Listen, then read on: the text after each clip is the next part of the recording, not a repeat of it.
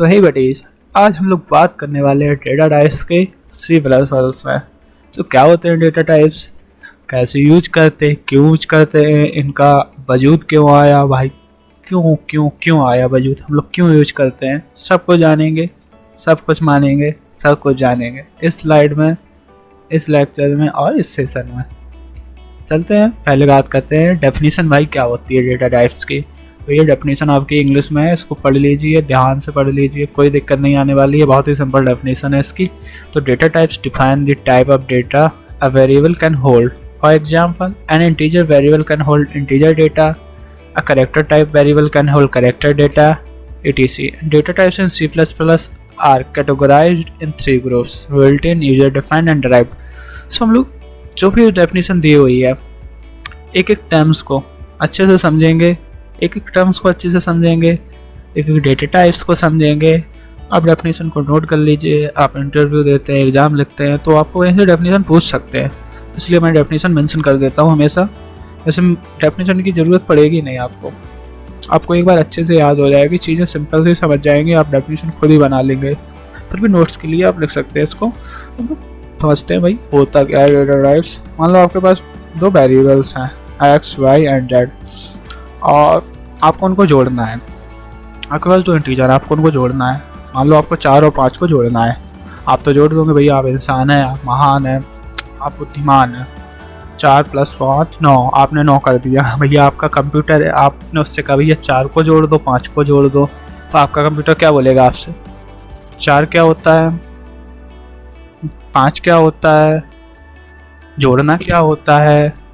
तो अच्छा कहोगे तुम 4 ये होता है, 5 ये होता है, जोड़ना है तो अच्छा 4 ये होता है, फिर 4 ऐसा क्यों होता है, 5 वैसा क्यों होता है, क्यों जोड़ते हैं?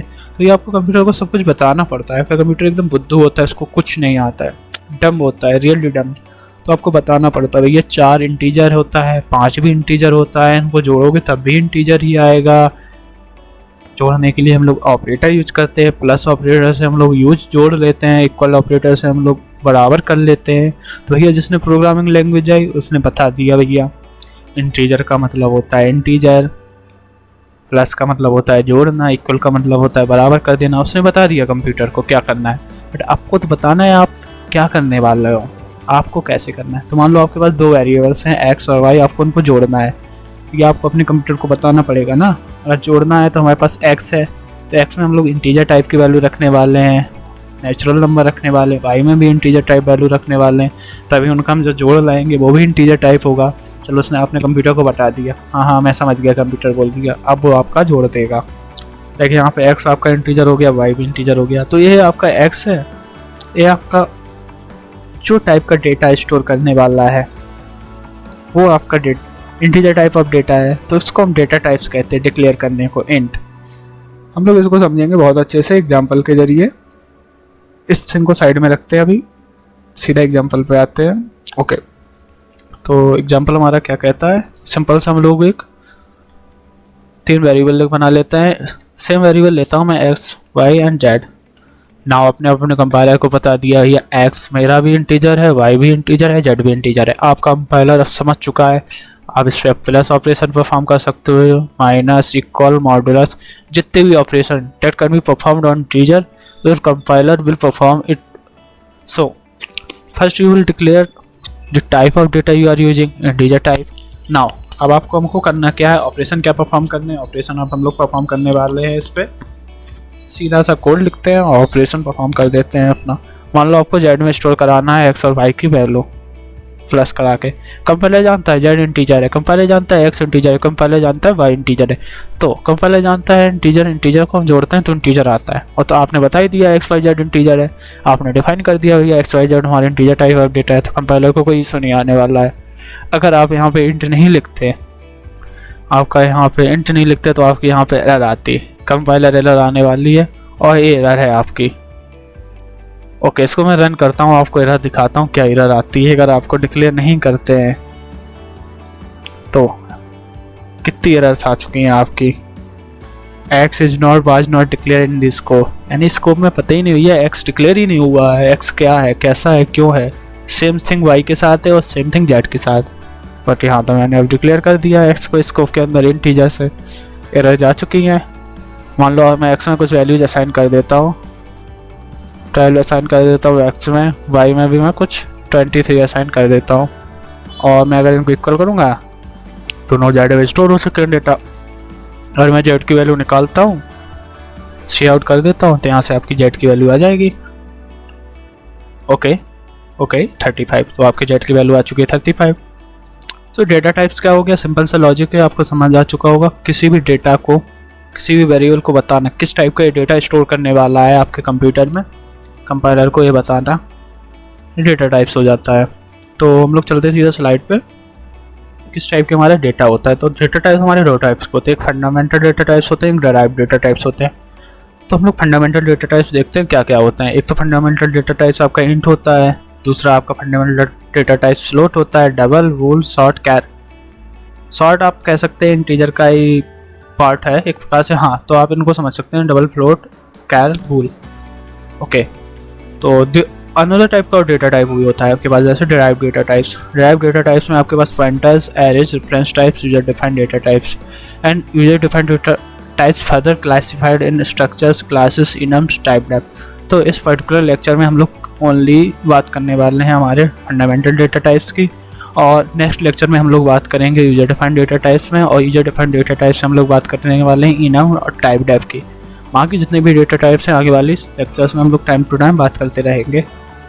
तो पहले हम लोग बात करते हैं वूल क्या होता है। तो वूल बहुत ही सिंपल सा डेटा टाइप्स है, ये दो टाइप्स की वैल्यू स्टोर करता है, या तो ट्रू स्टोर करेगा या फॉल्स। यानी कि कोई चीज़, कोई कंडीशन है, या तो ट्रू होगी या फॉल्स। अगर आप कहीं जा रहे हो, मान लो आप दिल्ली जा रहे हो, तो आप तो दिल्ली जा रहे हो या नहीं जा रहे हो। अगर आपने कह दिया भैया मैं दिल्ली जा रहा हूँ, भूल से कह दिया, वहाँ पे आपने मैं दिल्ली जा रहा डाल दूंगा, अब तुमने बता दिया भैया मैं जा रहा हूँ, तो उसने ट्रू दे दिया।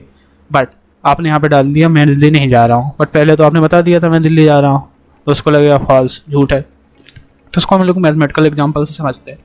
लाइक यहाँ पे मान लो आपके पास पी है एंड क्यू है, पी की वैल्यू मैंने 5 रख दी है, क्यू की वैल्यू मैंने 6 रख दी है। पी इक्वल टू क्या पी क्यू के बराबर है? नहीं, पी क्यू के बराबर तो नहीं है, तो जेड क्या दे देगा भैया फॉल्स है, तो गलत है। अगर पी इक्वल टू क्यू है, मान लो क्यू के पास भी 5 होता है, भैया पी तो क्यू के बराबर है, तो जेड दे देगा आपका ट्रू। फॉल्स, जेड की वैल्यू ट्रू हो जाती है, जेड की वैल्यू फॉल्स हो जाती है। ट्रू इंडिकेट करता है 1, फॉल्स इंडिकेट करता है 0। ओके, तो बाकी जितने भी डेटा टाइप्स हैं, फ्लोट, डबल, कैर, वूल, हम लोग सीधा कोड करके समझते हैं। ये वाले कोड को मैं करने वाला हूँ कमेंट आउट, और हम लोग करने वाले हैं पहले वूल की बात।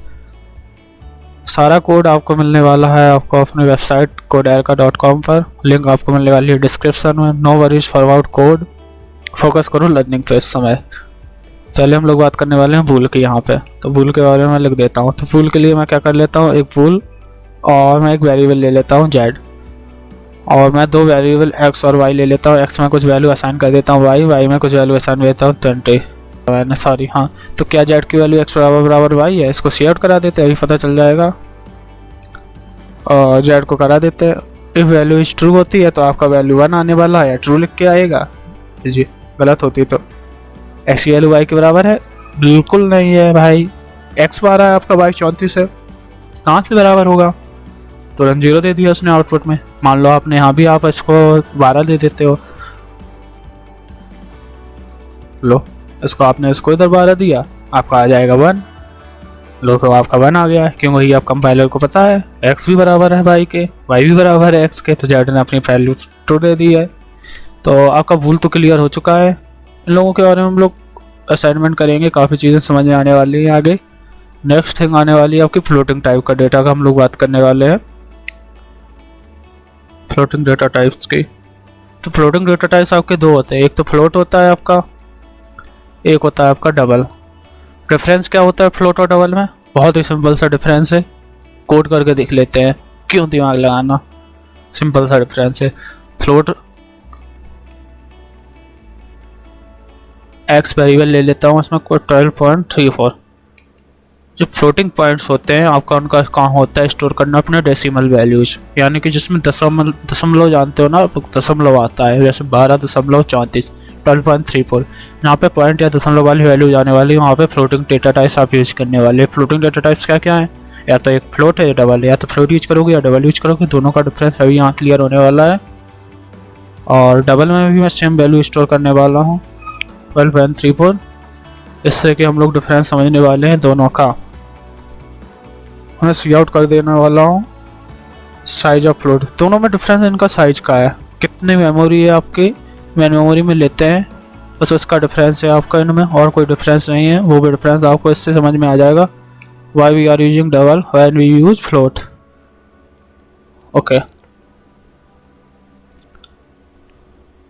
सो यहाँ पे हम लोगों ने कोड लिख लिया, इसको मैं अभी रन कर देता हूँ, इसको एंडर लगा देता हूँ। ओके, तो इसको मैं रन कर देता हूँ। ओके, गलत कर दिया मैंने, यहाँ पे साइज ऑफ ले लेना था, मैंने वेरिएबल ही रन करा दिया सॉरी। तो साइज ऑफ एक आपका फंक्शन होता है जो आप किसी भी वेरिएबल किसी भी डेटा टाइप की साइज को रिटर्न कर देता है।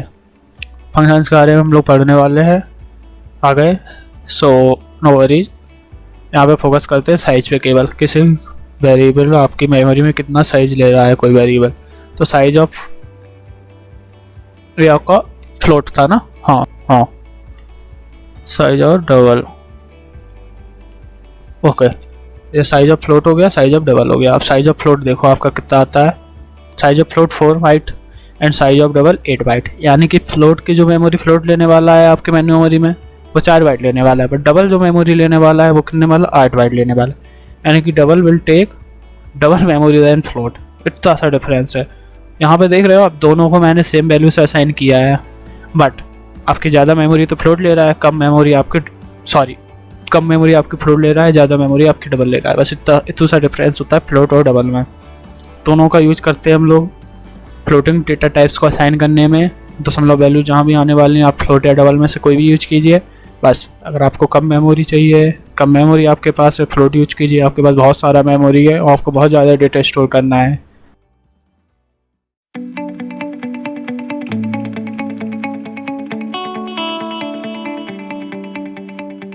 तो आप डबल यूज करने वाले हैं।